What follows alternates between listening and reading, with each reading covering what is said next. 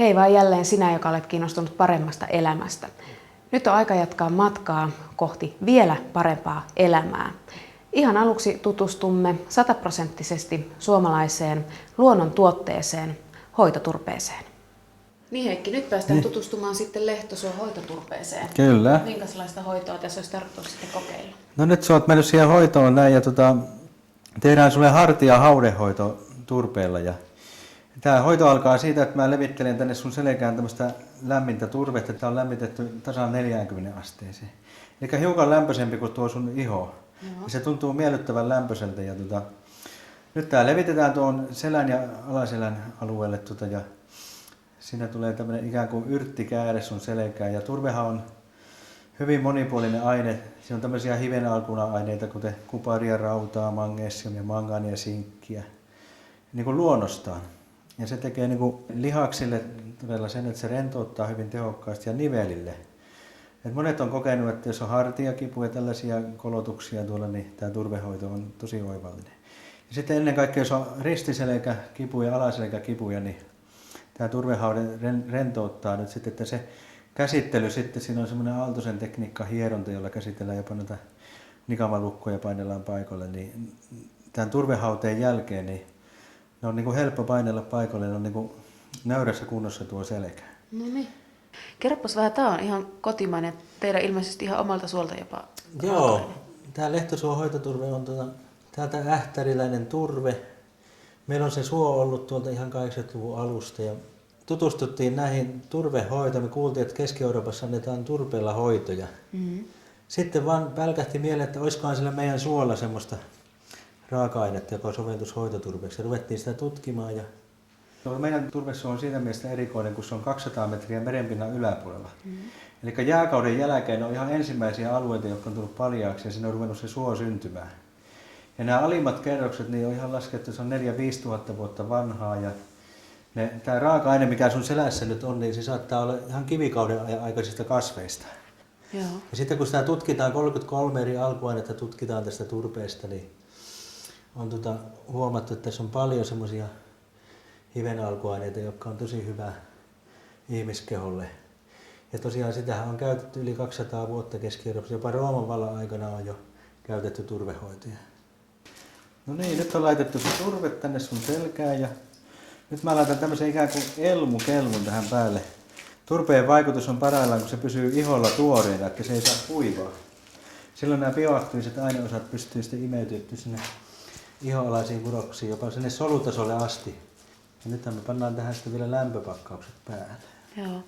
Kerropas vähän, mihin kaikkeen siis hoitoturve auttaa?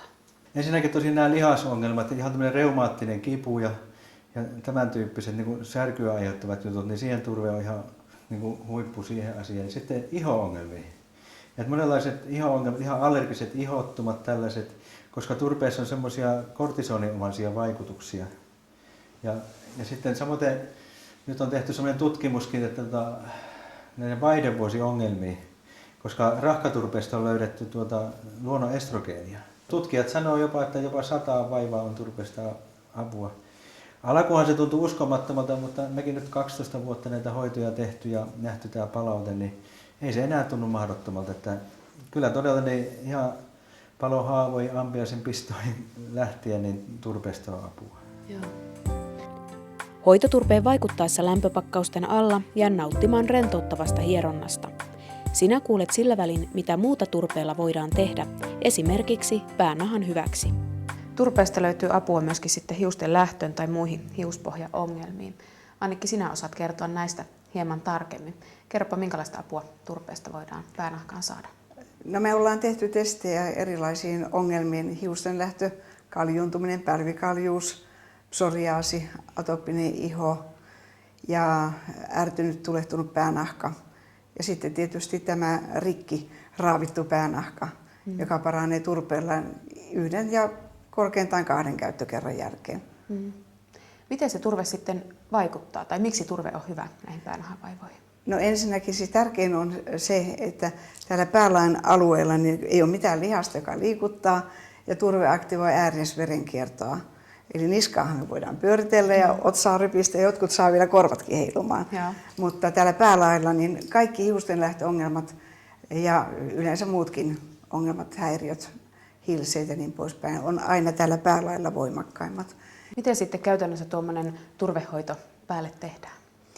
Ihan yksinkertaisesti niin, että pestään hiukset ja sitten jakauksittain levitään siveltimellä semmoinen paksuhko kerros. Iho ei saa näkyä läpi, että se ei kuivu.